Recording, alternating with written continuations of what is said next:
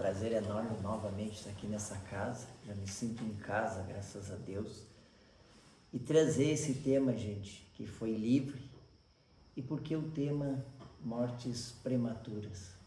Parece um tema pesado, né? Triste, parece um tema complicado, mas a ideia, quem sabe, como a Beth falou aqui, que eu seja bem intuído, para tentar desmistificar um pouco esse entendimento do que realmente é a morte do corpo físico. Esse é o grande meta que eu tenho aqui de repente, respeitando as dores de todos, porque mesmo compreendendo a vida espiritual, a gente entende a tristeza, a saudade, mas existe forma, através de uma fé raciocinada, através do entendimento, que essa despedida é momentânea. E aí não precisamos sofrer de uma forma desastrosa, muitas vezes, que desestrutura toda uma família, uma mãe, um pai, um avô, amigos, porque realmente a gente tem o entendimento e uma lógica desse entendimento que é fundamental, baseado em algo fantasioso, não, em uma filosofia científica e religiosa, que faz o ser humano, a hora que ele se compreende qual é a função dele aqui perante Deus, ele consegue fazer o terceiro ponto, que é o verdadeiro sentido de religião, de religar a Deus. Religião no sentido de religar a Deus, não religião em termos de cultos, dogmas, não. Essa é a ideia. E para a gente começar a falar sobre morte prematura, eu acho que existem vários pontos da doutrina espírita para a gente tocar, mas eu quero tocar em dois aqui, principalmente no início. Primeiro, entender o amor de Deus por nós. Primeira pergunta do Livro dos Espíritos, quando Kardec fez os Espíritos, que é Deus, não é quem é Deus, que é Deus. Resposta: inteligência suprema, causa primeira de todas as coisas. Então todos nós somos filhos de Deus, como bem a Beth falou na prece, criados por esse Pai maravilhoso, simples, sem conhecimento nenhum, porém todos destinados à verdadeira felicidade, que não é deste mundo. Esse Deus que a gente já tira lá das religiões tradicionais, aquele velhinho de barba, aquela figura antropomórfica, acho que o nome é esse, né? Ou seja, uma figura humana que não é, vamos dizer que Deus seja uma energia, para ser bem sintético aqui, mas que realmente a gente entende que a gente está aqui apenas numa passagem.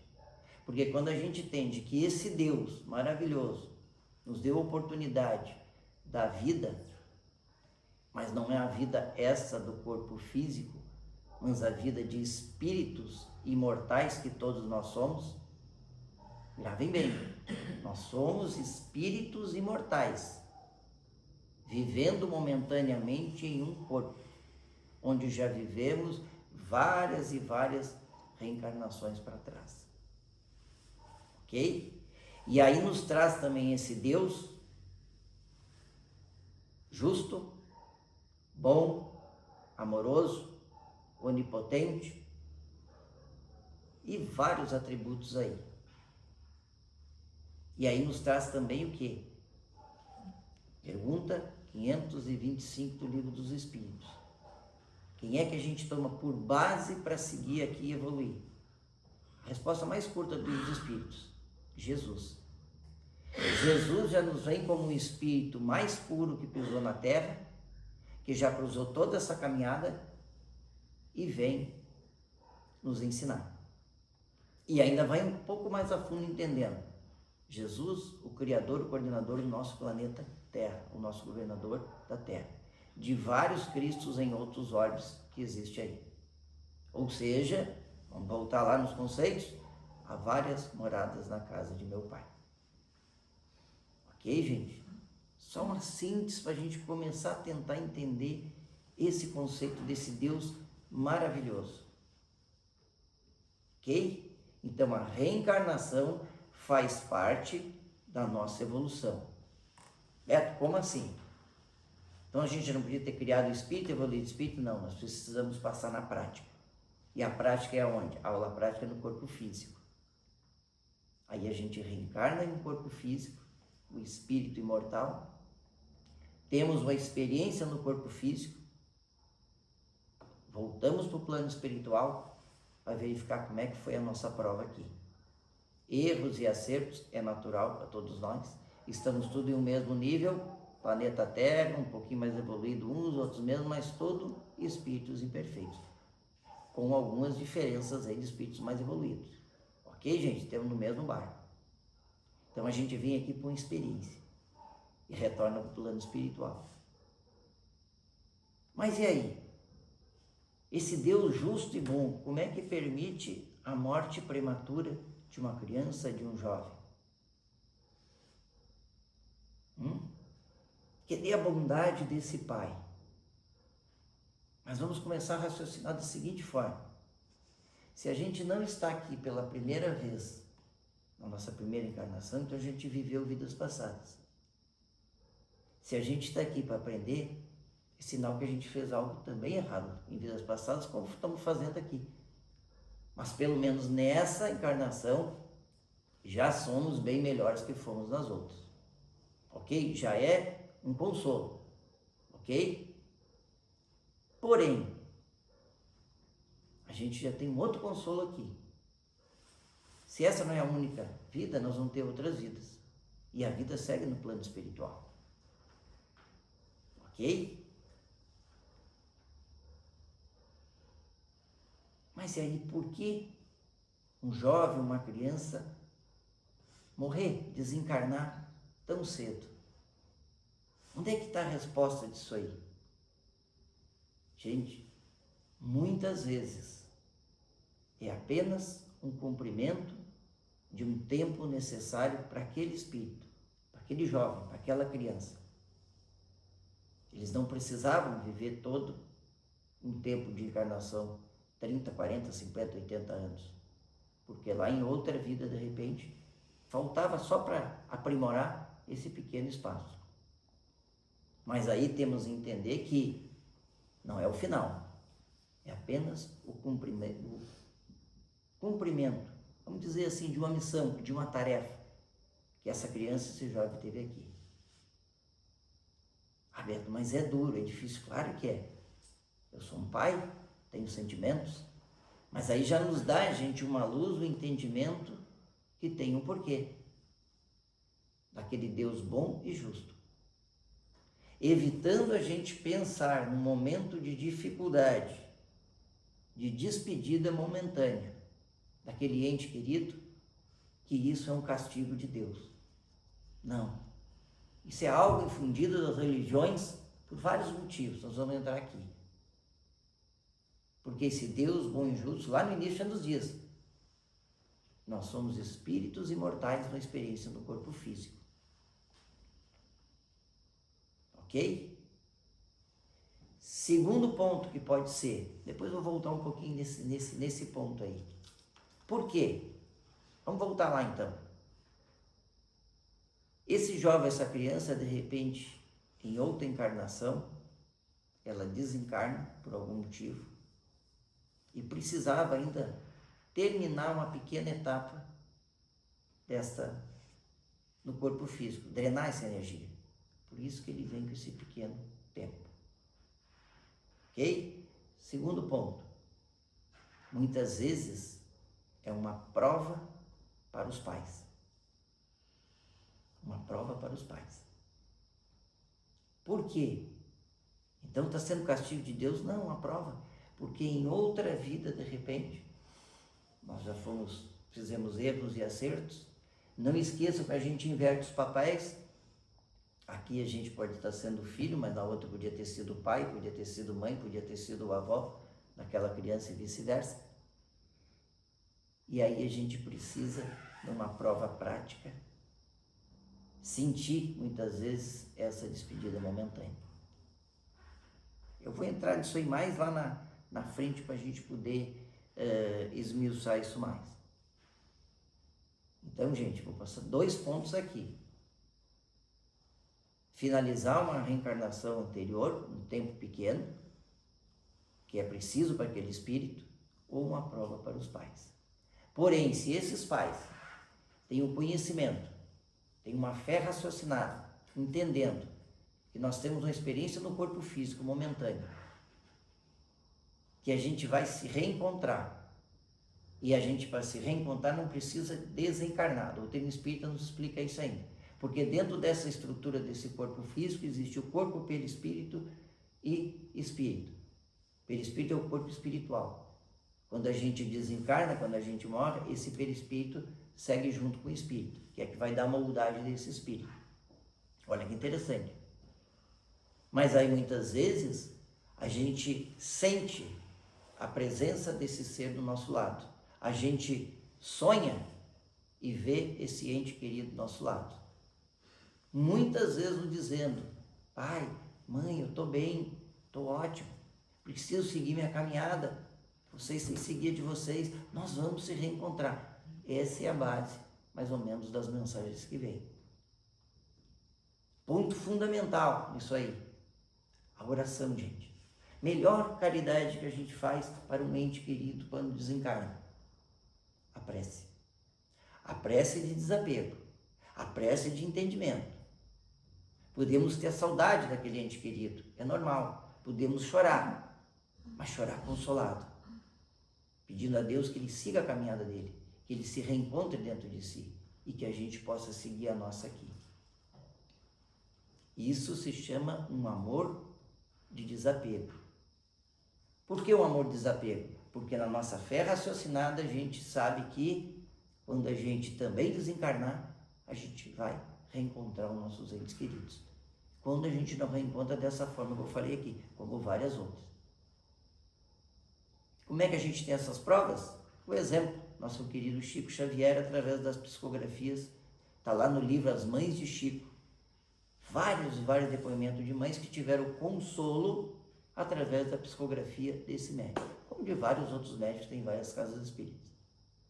Olha que consolo, olha que bênção divina nos mandando esse aviso de lá. É uma das provas. Mas tem aquela prova que eu falei para vocês, aquela prova pessoal, que a gente muitas vezes sente a presença, sente aquele acolhimento, aquele arrepio, aquele calor, aquele abraço, aquele carinho, e às vezes não entende. Aonde vão esses jovens, essas crianças, quando desencarnam? O que nos diz as várias literaturas espíritas?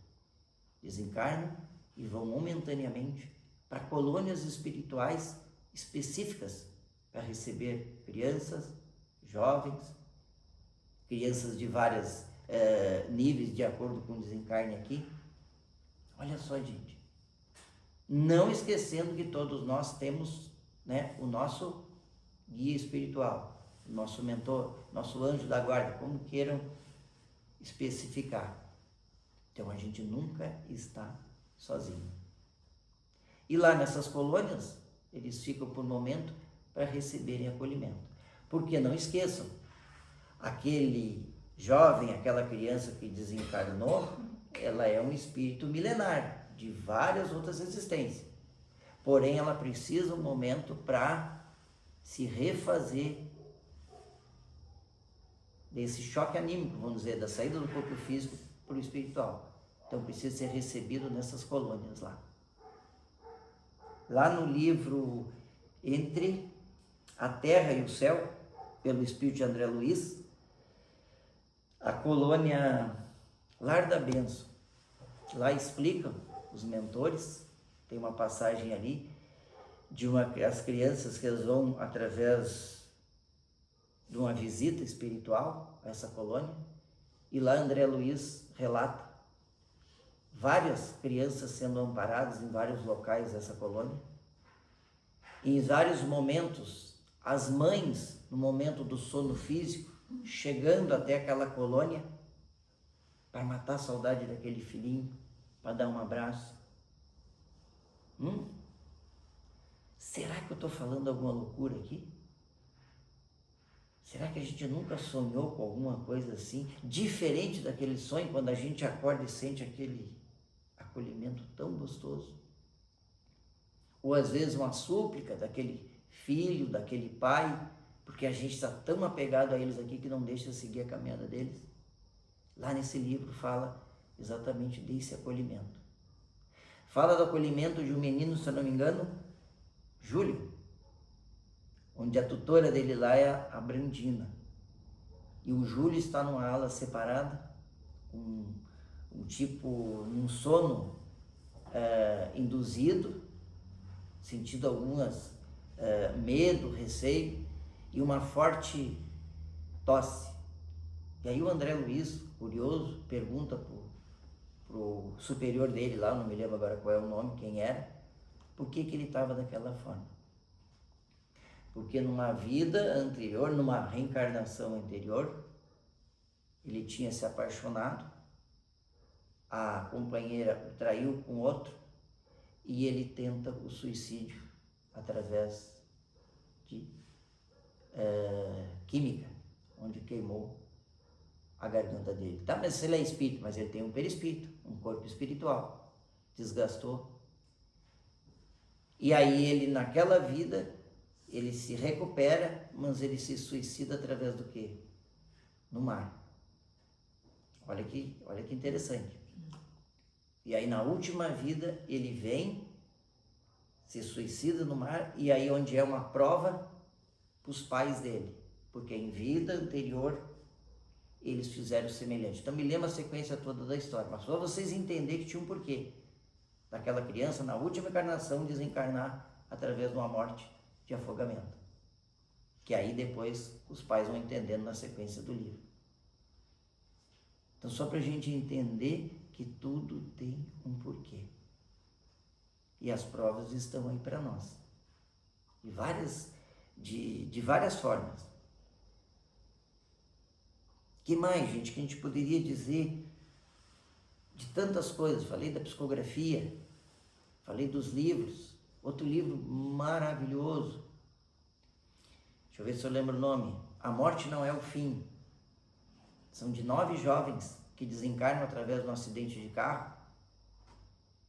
Entre aspas, não se conheciam aqui, mas quando retornam ao plano espiritual, começam a entender o que tinha acontecido, ser recolhido, chegar para os hospitais espirituais, começam a se dar conta, eles tinham um porquê daquele momento, naquele local, e tinham uma relação de vidas passadas, que envolviam não só eles, mas os pais, onde a maioria dos pais do livro são médicos. E aí essa experiência serve para eles entender, sair da medicina materialista e entender a fusão da medicina espiritual. Entender que tudo tem um porquê.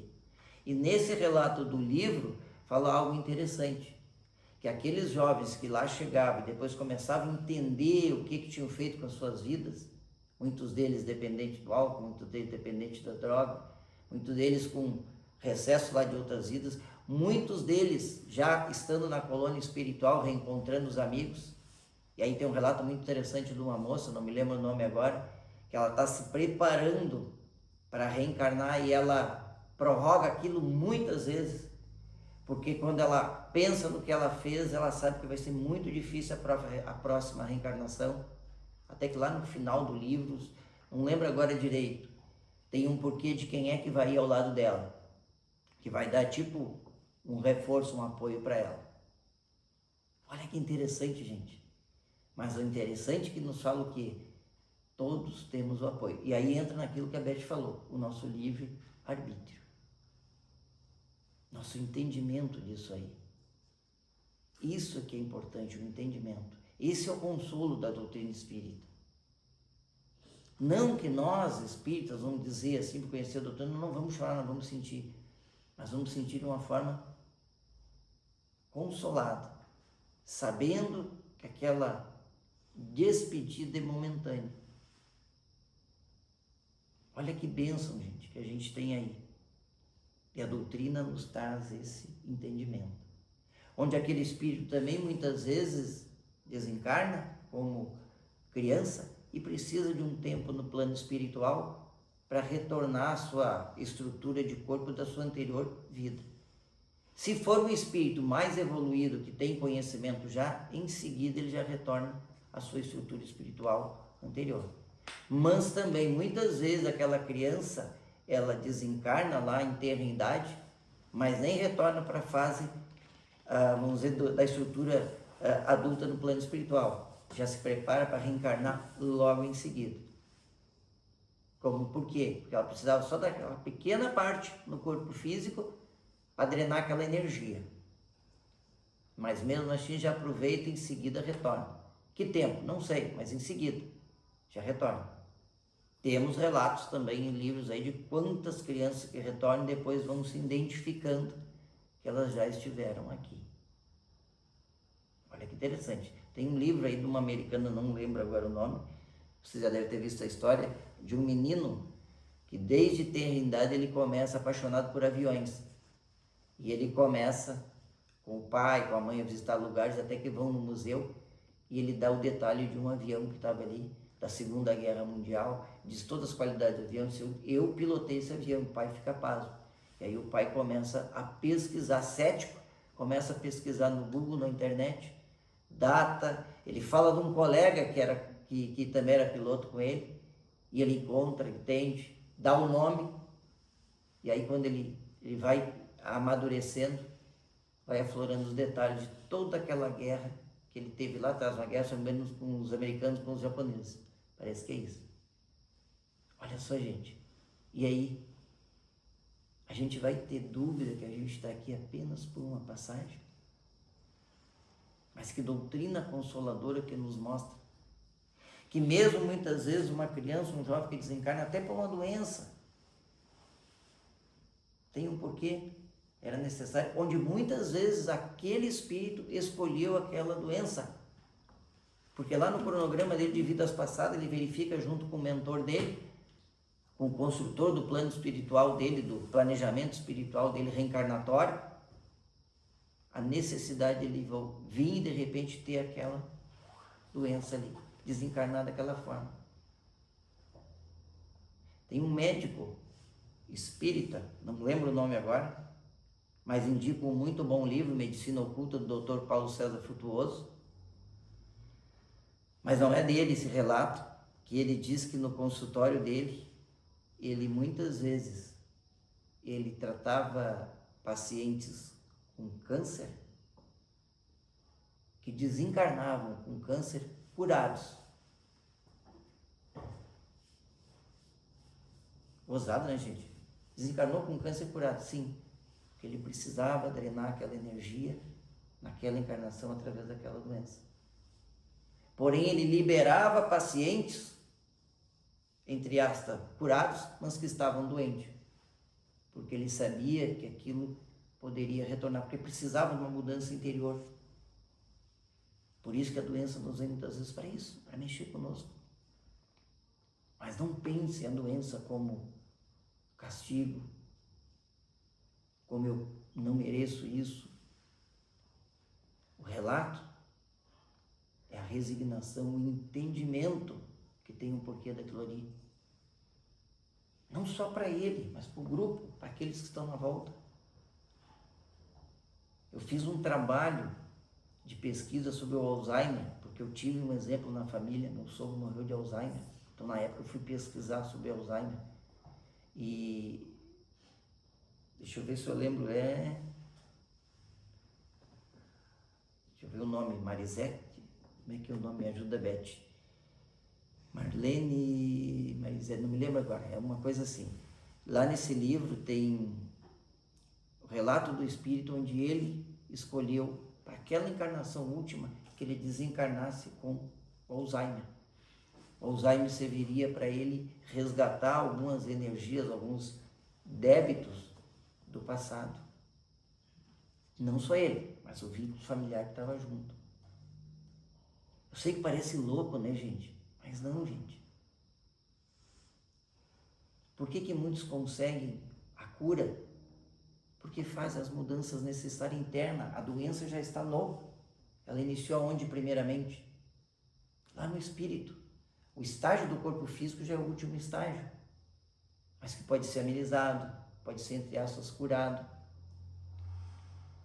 É o entendimento do nosso eu, das nossas mudanças que ainda a gente pode fazer. Olha que interessante. E aí imagina então a morte, entre aspas, de um ente querido. Como é dolorido, mas como a doutrina te traz esse consolo racional de entendimento que somos um espírito imortal, uma experiência no corpo físico. Quantas vidas a gente já teve? Eu já falei isso aqui. Apenas uma. O espírito é imortal. A vida espiritual é só uma. Porém, vivemos várias reencarnações, várias experiências no corpo físico. Então, não estamos aqui por último. Vamos estar aqui muitas vezes. Mas esse entendimento, para quem parte e para quem fica, é fundamental. Para que ambos, nesse momento, volto a dizer, de despedida momentânea, possam ter a certeza que o laço de amor, esse nunca morre. A prova que a gente tem clara disso,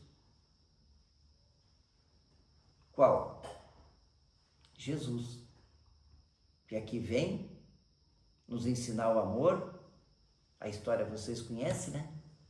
Morre na cruz, ressuscita, reaparece para os discípulos, se materializa, ainda é tocado, né, por Tomé, para testar a fé.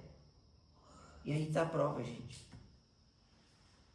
Ah, mas era o Cristo. Ele mesmo diz. O que ele diz na passagem? Vós sois deuses. Deixem brilhar a vossa luz. Deixem brilhar o vosso potencial. Já pensou? Será que Jesus ia estar brincando com nós? Não, de jeito nenhum. Ele sabia que ao olhar cada um daqueles ali, quando ele cura aquele paralítico, ele parece uma coisa tão básica, né, gente? A gente diz assim, por que Jesus pergunta, o que tu queres? Mas precisava saber se aquele paciente, aquele doente, realmente queria ser curado. Queria fazer as mudanças. Jesus, claro, sabia todo o histórico daquele ser que estava ali. Quantos que, entre elas, ele curou e retornou depois da doença, mas precisava daquele momento. A cura, o consolo, o entendimento que a morte prematura é apenas uma etapa de evolução nas nossas vidas. Não esqueçam, gente, não esqueçam. O amor. Esse nunca morre. Nunca morre. Que Jesus nos abençoe, nos ilumine e nos permita nos conhecermos. Que a paz esteja conosco. Que assim seja.